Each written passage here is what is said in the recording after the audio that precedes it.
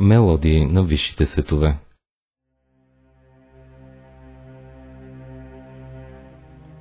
Раф Михаел Лайтман отваря вратите на тайния смисъл на кабалистичната музика.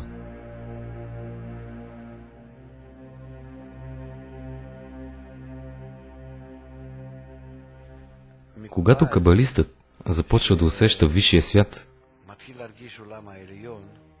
той влиза в друго измерение. Пред него се разкрива целия свят. Нещо, което не съществува в този. Пред него се разкрива съвършенно различна картина. Силите, привеждащи в действие нашия свят, и душите, не пребиваващи в тела. Миналото, настоящето и бъдещето се намират пред него. Той преживява всичко това. Живее изпълнен с вечно, съвършено чувство и усеща как включва цялото мироздание в себе си.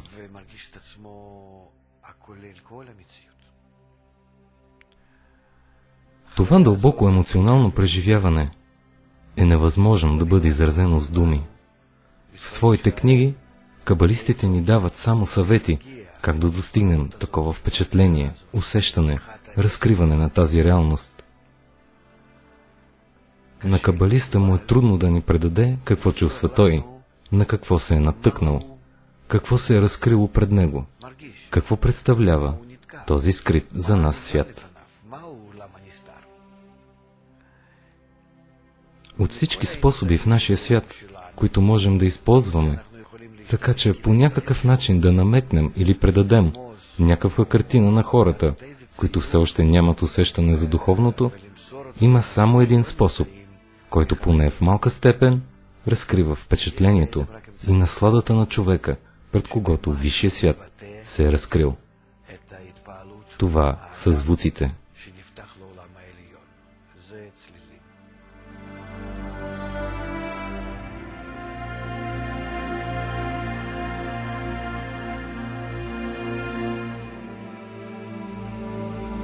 И затова кабалистите, освен че ни пишат статии и материали, които са много дълбоки и трудни за разбиране, пишат песни и мелодии.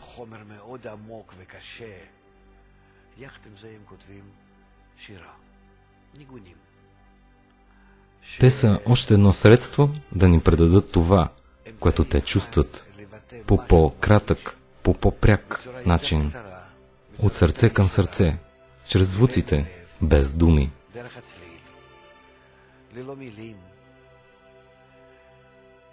Така че този звук влиза в сърцето на човека и в известна степен го променя, настройва го, така че да усети висшия свят.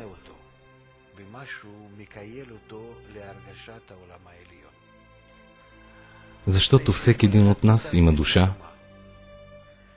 Душата на кабалиста е подобна на музикален инструмент, който вече свири правилно и усеща правилно, подобно на цигулката на цар Давид.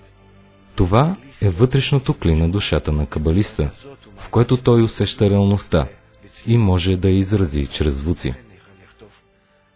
Затова цар Давид е могъл да напише книгата Псалми, състояща се напълно от впечатления от висшия свят.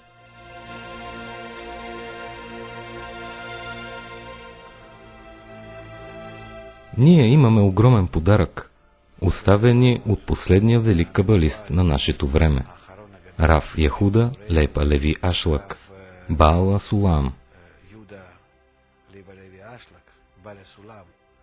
който изразил в своите мелодии всички степени и всички усещания на висшите светове. Слушайки тези мелодии, ние се приближаваме към истинското усещане на висшата реалност, на духовното. Като слуша тези мелодии, човек се приближава и сякаш влиза във висшия свят.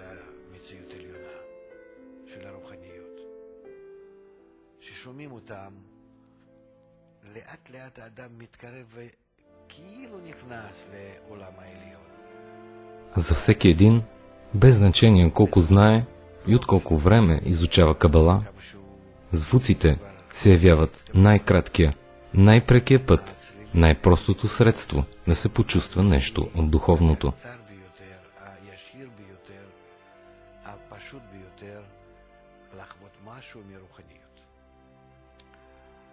Във висшия свят кабалистът усеща състояния,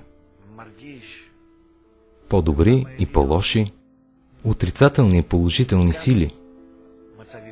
Той се намира между тях и ги управлява, и бива управляван от тях.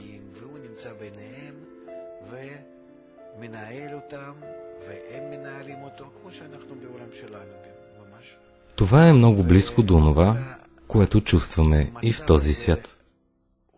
И всички тези състояния кабалистът изразява в мелодии. Затова има сякаш печални мелодии и по-радостни, но всъщност така ги възприема нашият слух. Кабалистът, който слуша тези мелодии и усеща картините, пробуждани от тях, чувства само възхищение.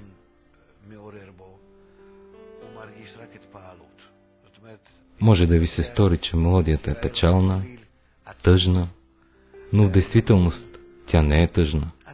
Тя е пълна с възхищение и само се усеща от нашия слух, като някаква печал. Сякаш нещо не достига на човека, написал тези звуци.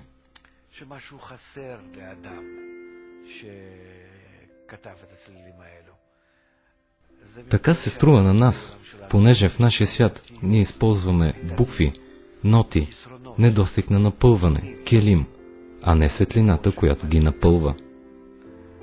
Ние можем да усетим само келим, но не и светлината. Но въпреки всичко, когато човек слуша музиката, той постепенно се приближава към състоянието, в което тези келим се напълват със светлина. И тогава той ще усети същите преживявания, които усеща кабалиста.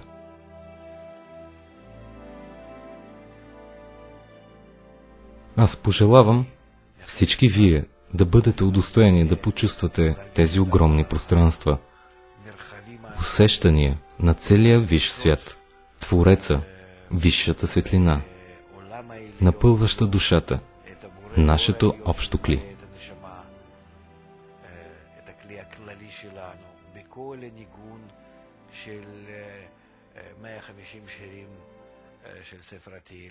Баала Сулам е мислил за нас. Искал е да се приближим до това състояние и затова ни оставил мелодиите си.